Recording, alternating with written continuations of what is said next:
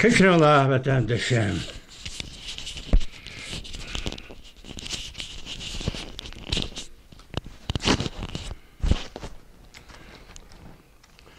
Bugünkü lüksiyatlarımızı başlaymayız, hürmetlik vatandaşlar. Bugünkü ıslak 2023 yıl 7. ayının kaçıncı günü vatandaş? 7. ayının 10. günü, hesapta 11. günü hesap. Bugünkü vaziyetimizden gep alsak Amerika Koşmuş Ştatlarının prezidenti Joe Biden. Tünügülletemeye bugün London'a yitip berip London, Angliya, Büyük Britanya veziri Sunak bilen görüşüp bir cümle muhakemeye layık bir cümle bu kıtım Latvia'nın Vilnius şehirde geçildiğin NATO'nun yığınıda Ukrayna'nın kollaş meselesi kademini maslaştırış. Doğrusu muhakeme edip badi. İkinci bulup vaziyetimiz Cumhur'u ziyarette buluvatkan Maliye Ministerliği'nin Ministeri Amerika Koşmuş Ştatlarının Yellen hanım ziyaretini ahırlaştırıp Amerika kayıtıp geldi 4 gün. Bu kat ziyaret deyimizde. 4 gün o da Beijing'de ziyarette boldu desek kat ziyaret deyimiz. Bu doğrudan torbetlerde okul geple. Ya tenkitleşe ki medileştiğinde oturga çıkıp duruyordu vatandaş. Bugün halkara cemiyetke nispeten aytkanda bazı müstakil matbuatla tekşiriş ve tetkik kılış arkalı bir yıl mabeyni Rusya Ukrayna'ya tecavüz kılıp kirgen Rusya armiyasından uruş meydanıda halak boğalla ya ki vefat boğallarının sani 50 mindən artıq ya ki 50 min degan xulasını çıkardı vatandaş. Yani birisi Rusya Federasyası'nın prezidenti Vladimir Putin, Rusya Federasyası Devlet Müdafiə Ministeri Sergey Shoigu əməlidən elib taşladı hesabda onu devletin muavin vezirligi körüstüp Sibirya işlerine mesul kılıp koydu. Bu noktada Prigojin galba kıldı degan gapda september 6. ayının 24. günü siyan kötürüp kurallık harbiy özgürüş kılganda Gerasimovni Devlet Müdafiə Ministeri Shoigu amelden elip taşlaşın talep kılgan edi vatandaş. Şunun degenici boldu. Bunun keyinki terakkiyata kandak boldu bu bir gap. Vaziyet manımı şu andın Cungo'nun üzdün umum vaziyete karısa hazır. Yalın hanımının 4 gün ziyareti buluşudan karıgandı Cungo'nun iktisadi ahvalını açar vatandaşa. İktisadi ahvalını açar. Amerika Maliye Ministeri ve sen yeleyen 3 kıtım baş egip, tazim kılış, hürmet bildiriş mi ya ki Cungo'nun yukarı katlamının rehberlerini toxtab kaldı geldi ki bu mavzu doğru koyulup, yaxşı koyuluptu. Bugün 7. ayının 10. günü Cungo'ya nazar torbiyeti vatandaşım. O digini Cungo hükümeti silah müşiyagisi kılmen degen işinlerini kılıp geldiğine. Meyli Amerika öğren razı buluş. Meyli dünyanın işleri, meyli Cungo'nun işleri ya ki kırgınçılık mı şunun içinde Uygur kırgınçılığı. Toxtab kılınla dep Yelin hanım Cungo'nun muavin veziri Xelifinga 3 kıtım tazim kıldı dep muşu torbeti Cungo'ya nazar torbeti şundak çıraylı. Tahlil kıptı ben bunun koşuluma vatandaş. 4 gün ziyaret oylap bakma. Cungo'nun iqtisadi ahvalı tamamı veyran. Bugün Lişav'ın, Profesör Lişav'ın bugün yani nemi dedi? Bankalarını bir vasıtı bulavatıdı dedi. Yerlik maliye, yerlik hükümetler de hazır maliye ciddi haletke kirdi dedi. İkincisi hatta şahsiler bankada amanet koygan pulunu alanmaydı dedi. Mümkün emez. Kolağa bir tiyen $2 pul kemmeydi. Şahsilerin bankada amanet koygan pulu mu tügeçtiği değil. Аны Cungo iqtisadi endi gumran buluş devre kirip geldi deydi. Li Shao'nun muşundaq peytde Cungo'nun reis Xi Jinping ve Cungo devlet rehberleri taqazzalık içinde Yalın hanımdan Cungo'nu ziyaret kılışını kütüp durgan peytde, del şundaq peytde. Yalın hanım Beijing'i ziyaret kıldı. Bir neçe nefer Cungo emeldarları bilen görüştü. Hatta kemterlik bilen iqtisat şunaslar saplı yaş 30-40 yaş degandek. Aşında iqtisat şunaslar bilen olturup bir dastıkan tamak yedi. Andın Cungo'nun koygan salamını elip kepti. O Amerika taraf gelip gelgen hazırlık gördüm.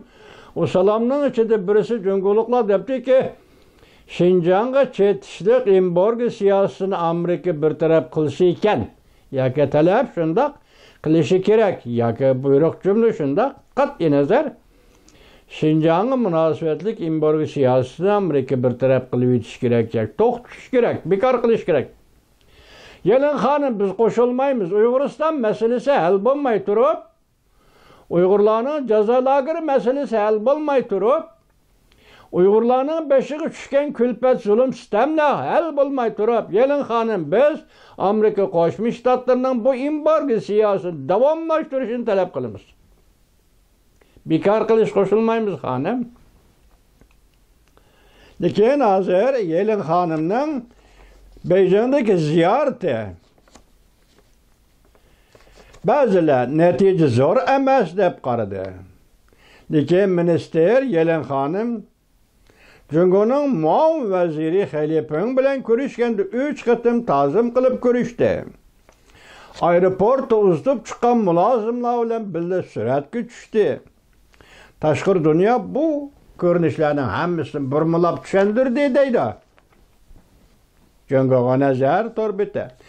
Maliya ministri Yalın'ın Cungo'nu ziyaret qilib qo'lga keltirgan natijalarini avval ko'rib boqayli deydi yana. Mushu torbita Cungo Kompartiyasi bozor islohoti elib berish chaqiriq qildi. Birinchi, Yalın hanım Beijing'da Cungo Kompartiyasini bozor islohoti elib berish chaqiriq qildi. Dünya Savdo Tashkiloti kirishdan avval va'da bergan lekin shundan keyin bergan va'dasini ijro qilmadi. Cungo'da bozor iqtisodiy egiligi islohoti degan narsa bo'lib boqmadi vatandosh. Endan keyin bu deganlik endi planli iqtisod tartiblarini amaldan qoldirish. Planli iqtisod siyosatlari bilan bozorni tizginlamaslik. Endi cho'nqur qatlamga kirib qarab boqadigan bo'lsangiz, vatandosh partiya iqtisodga aralashmaslik. Agar partiya iqtisodni boshqarishga kirishadigan bo'lsa, iqtisodning yangi natijasi emas, koni natijasi bo'lmaydi, mumkin emas. Partiya iqtisodga kirib aralashadigan bo'lsa, iqtisod hech qanday hal bo'lmaydi. Yoki natija bo'lmaydi. Yoki taraqqiyot bo'lmaydi degan ma'noda hozir Yalın hanım Beijing'da iqtisodni partiyaning boshqarishidan qutuldirish degan talabni qo'ydi vatandoshlar. Yana bir tarafdan ko'p manbalikni ta'kidladi. Bu ko'p manbalikni Cungoluklar o'zimi ta'kidlaydi. Bu ko'p manbalik Amerika demokratiyasining bir qismi. Amerika o'zimi ta'kidlaydi. Ko'p manbalik bo'lish endi bu qaysi xillar qartilgan hozircha men o'zimmi deb keldim, to'liq bilmayman. Bunun ko'p manbalik degan ko'z chiqqani siyosat nuqtasidimi, iqtisod nuqtasidimi, fan texnika nuqtasidimi, xalqaro munosabatlar balki hammasida bo'lishi mumkin. Ko'p manbalik. Bu Amerika demokratiyasining bir qismi. Yadroliq masalasi Yalın hanımning ko'z qarashi ham shundoq, Cungoluklar ham shundoq takrorlaydi. Shunga bu siyosat Cungoda Yalın hanım shuni ta'kidlaydi deydi. Bu özünün iddiasiyle birdeki deydi. Mesela Amerika Cungo'dan ayrılıp ketmesi. Bu mu Yalın hanım Beijing'i ziyaret ki beriştim burun Washington'da degen gap. Amerika Cungo'dan, Cungo Amerika'dan iqtisod sahasida hozircha ayrılıp ketmesler. Bu ayrılıp ketkende her işkil devletki ziyan bo'ladi degan ko'z qarash Maliya ministeri Yalın hanımning ko'z qarashi edi vatandosh. Yana bir tarafdan aytganda ayrılıp ketmeslik, bu ise Amerika'nın emas. Amerika'da teşebbüs kılganlar mesela siyaset sahasındaki, meyli iqtisat sahasındakiler bolsun, meyli ilim xadimleri bolsun, çünkü da ayrılıp ketişine köp teşvik kılganlar mı boldu, köp kıtım eğizlik alganlar mı boldu. Lekin qat'iy emas edi vatandaş. Endi bu Cungu'nun Amerika'dan ayrılıp ketişini Cunguluklar herkes xalamaydı ekan mu? Yani başka haberde geldi. Müşakitim Reis Xi Jinping Yelin Hanım'ın Beijing'ni ziyaret kılışını takazzalık bilen küttü dedi. Hani biz başta ettik o, şunu ziyaret 4 gün davamlaştı degen gep. Endi şu vaqtda Li Shao'nun nim dedi, iqtisat tügedi. Endi bundaq vaqtda Amerika'nın paçıqı esilmay, Amerika'ya yelinip yalvurmay, Amerika senin rast idi demey başka ikinci çare yok vatandaş. Sizlep geldik o medeniyeti yıkılavının dasturı şunda boğanıdı. Amerika iqtisatını taqdim kıldı. Saudiyada itibar berişini taqdim kıldı deb talay qıdım sözünde sizlarga. İqtisat hazır bu holat kelganda endi Amerikaga shuna talabni qo'ymay boshqa chora yo'q.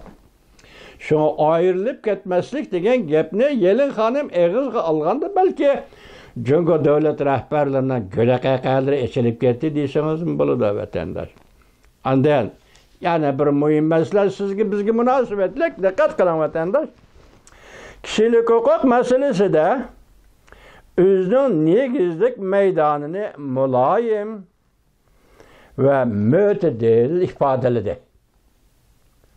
Yelin Hanım Beijing'de şundaq ifadeli. Özü iqtisatqa mas'ul amaldori Amerika Qo'shma Shtatlari Prezident Joe Biden hükümetinin maliyaga iqtisodga mas'ul bir minister kişilik hukukni eğizga oldi desek demek bu Amerika Qo'shma Shtatlari Prezident Joe Biden hükümetinin a'zolari yoki yuqori darajalik amaldorlari hammasi diqqat qiladigan masala kişilik hukuk meselesi deganlik bo'ldi vatandaş. Shunda muloyim so'zlab gapga diqqat qiling. Nima dedi? Mütedil ifadaladi o'zining ko'z qarashini yoki maydonini Washington endi harakat qo'llanib davlat manfaatini va kishilik huquqni qo'llaydi. Kendinizmi vatandaşım? Biz tuni günlerde sizlerge devamlı so'zlab keldik. Nima dedik? 2. ayning 18. günü 2021 yıl. Alyaska sohbeti. Şunadan keyin bo'layotgan siyosiy sohali fikrlarga qarang, mayli davlat majlisi ma'qullagan qonun loyihalari bo'lsin, mayli Tayvan to'g'risida, mayli Uyg'urlar to'g'risida, mayli Tibet to'g'risida 2 yil qaltis jallangan yil bo'ldi vatandaş. Men dedim-ku, o'zim maya jallanib hatta 22 yili 2022 yili Uyg'ur yili bo'ldi dedik vatandaş.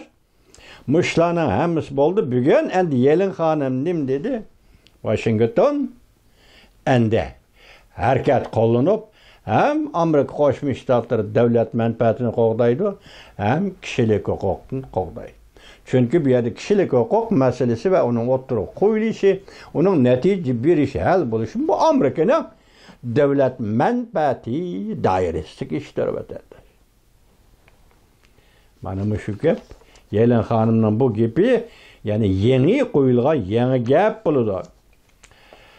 Endi Li Shao'nun gapini men sizga aytib beray vatandaş. Anda so'zlashgan vaqtida bir bundaki muqimlik yoki tinchlik degan gap yoki qurilishchan, qurilish xarakterlik munosabatlar Amerika uchun o'tirisi o'rnatilishi kerak.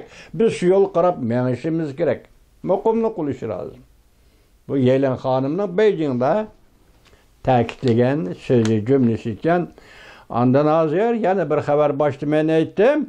Cungo'da banka gumram bo'ldi dedi. O'tganda bir bagenti bu xabarni Li Shao'ning apandi professor bugun yana beribdi.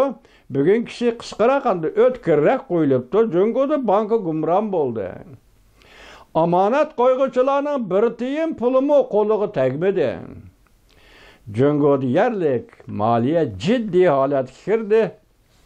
Bankalarning yerlik hokimiyatlar bevosita bulashga boshladi. Yoki qarz bor deydi, ya o'tgan deganda aytib to'layman qarzini degandek vatandaş. Bu siyaset iqtisod oldingi fronti professor obzor Çılışovning 15 saat ilgari 7 ayning 10 kuni.